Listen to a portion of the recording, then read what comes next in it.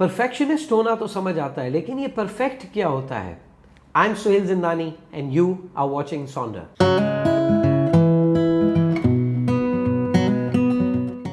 Japanese terms और उनकी terminologies, मैं उसका बहुत बड़ा फ़ैन हूँ। क्यों? क्योंकि जिस तरह की डेप्थ और फिलॉसफी वो एक वर्ड में समा देते हैं, इट्स जस्ट माइंड बॉगलिंग। एक टर्म वो यूज़ करते हैं, wabi sabi. What does this means? It means that it's a world view of acceptance of imperfection, यानी इम्परफेक्शन को एक्सेप्ट करने का माइंडसेट, उसका वर्ल्ड व्यू। इम्परफेक्शन, ओह ये तो हमें कभी सिखाया नहीं गया, हमें तो कभी बताया नहीं है कि imperfect, being imperfect is perfect. मसला ये है कि हम सबसे पहले परफेक्ट को डिकोड करते हैं। परफेक्ट होना इंसानी सिफत है ही नहीं। इंसान परफेक्ट नहीं हो सकता, इंसान फास्टेस्ट नहीं हो सकता, इंसान हाईएस्ट नहीं हो सकता। ईस्ट का टर्म, परफेक्ट का टर्म इंसान के लिए नहीं है। ये हर उस चीज़ पे अप्लाई हो सकता है जो नेचर ने बनाई है, वो परफेक्टली ऑपरेट करेगी, लेकिन आपके और मेरे लिए टर्म परफेक्ट सूट नहीं करता। We all live with our set of imperfections.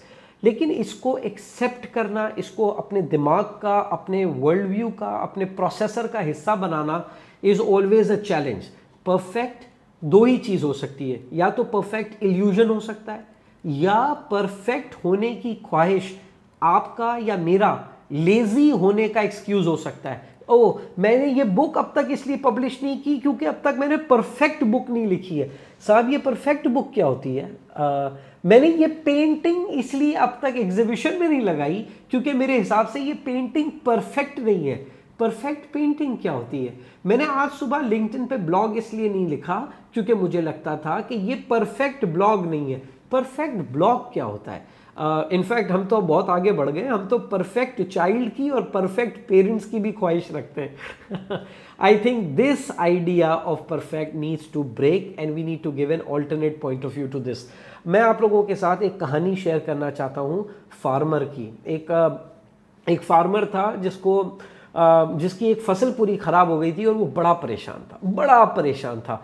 तो वो अपनी अपसेटनेस के अंदर वो अल्लाह ताला से कुछ गुफ्तगू करने लग गया, आउट ऑफ जस्ट जो इंसान के हाथ में होता है, वो उससे अपनी शिकायतें करने लग गया और अपनी नाराज़गी का इजहार करने लग गया। तो ऊपर से एक आवाज़ आती है, by the way it's a fictitious story of course. तो ऊपर से एक आवाज़ आती है उसको, और वो आती है कि अच्छा चलो, तुम्हें लगता है अगर कि मैं तुम्हारी ज़मीन का ख्याल नहीं रख सकता तो तुम रख लो। उसने कहा बिल्कुल मैं रखूँगा, और मुझे एग्जैक्टली परफेक्टली पता है कि एक ज़मीन की बेटर यूटिलाइजेशन के लिए वो क्या परफेक्ट एम्बियंस है जो मुझे उसको देना है। तो ऊपर से आवाज़ आती है कि ठीक है, तो अब जो तुम अगली फसल लगाओगे उसके तुम जिम्मेदार होगे। किसान को बड़ी खुशी हुई, उसने कहा अब मज़ा आएगा ना।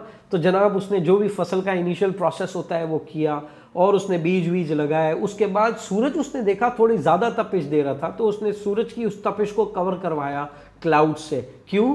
क्योंकि he was looking for a perfect condition. अभी तो एक आध दिन ही गुजरा था तो हवा थोड़ी तेज़ सी चलने लगी। तो हवा जो तेज़ चलने लगी तो उसने फिर हवा की जो स्पीड थी in certain kilometre per hour उसको कम करवाया। क्यों? क्योंकि उसके हिसाब से ये इतनी तेज़ हवा जो है ना वो पौधे को नुकसान पहुंचा सकती है, उसको एक सर्टन रफ्तार चाहिए थी। फिर उसको ज़मीन पे थोड़े कीड़े वीड़े दिखे तो उसने कहा ये कीड़े तो बिल्कुल मेरे पौधे को नुकसान पहुंचा सकते हैं। तो उसने सारे कीड़े ज़मीन पे जितने भी थे सबके मरने की ख्वाहिश की, वो सारे मर भी गए। और इस तरह से जनाब ये फसल का कारोबार आगे चलने लगा। ये फसल अपने जो भी फल फूल बीज जो भी उसको आगे देना था उसके देने की, उसकी कटाई का जब वक्त आया तो वो जो फल उसने प्रोड्यूस किया साहब, वो फल उस क्वालिटी का, उस मयार का, उस टेस्ट का था ही नहीं। ये किसान बड़ा अपसेट हुआ और उसने वापस ऊपर वाले से शिकायत की कि ये कैसा फल है। तो ऊपर से फिर उसको जवाब आया कि भाई अब तो पूरी फसल तेरे हिसाब से हुई है परफेक्ट कंडीशंस के अंदर। इस पे किसान ने दोबारा अपनी शिकायत की और उसने कहा नहीं, अगर परफेक्ट कंडीशन में हुई है तो ये फल जो आया है ये परफेक्ट कंडीशन में क्यों नहीं है।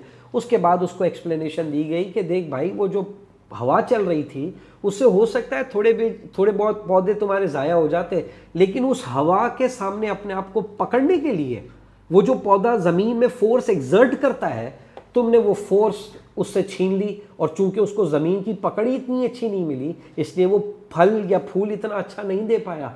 तुमने वो सारे कीड़े मार दिए जो वो कीड़ों को खा रहे थे, जो एक्चुअली उस बैक्टीरिया को तबाह कर रहे थे, जो एक्चुअली तुम्हारे पौधों के लिए अच्छा था, लेकिन वो भी तुमने सब कुछ मार दिया।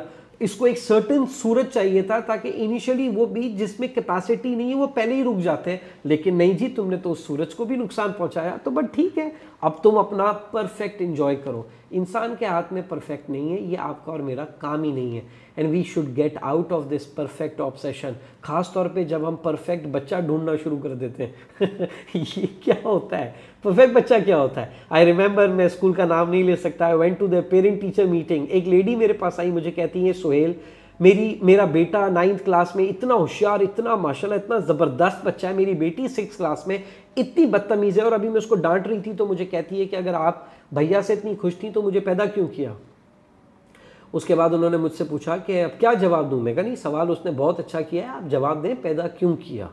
What is this bloody perfect? There's nothing such as perfect and we should come out of this idea.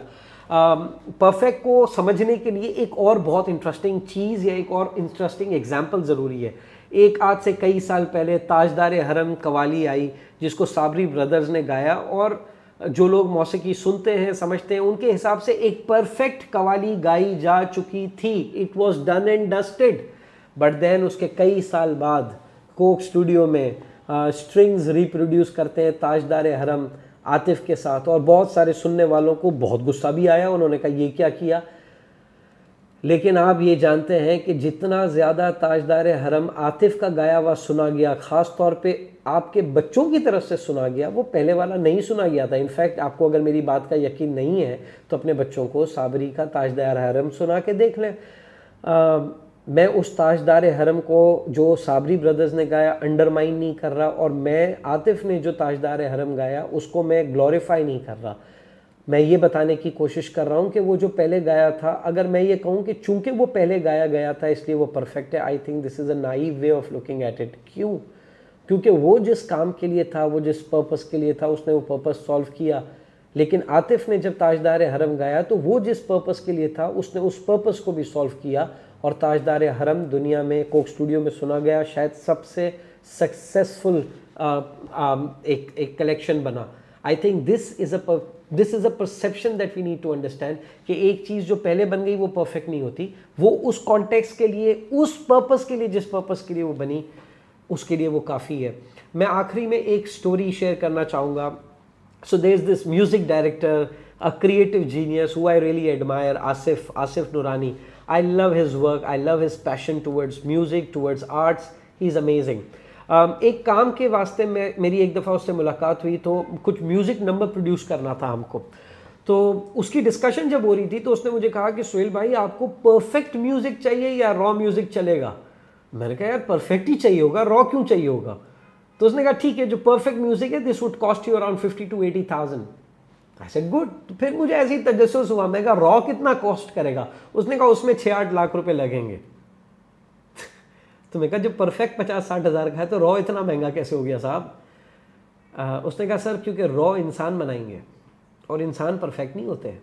वो जब म्यूज़िक बनाएगा तो उसका कोई बीट मिस भी होगा, उसकी कोई कॉर्ड हिट उस टाइम पे नहीं भी होगी, and that imperfection is the real beauty of being human. Remember this concept of wabi sabi. Remember this worldview of accepting imperfection. This can change the way we treat ourselves, and it can really change the way we treat people around us.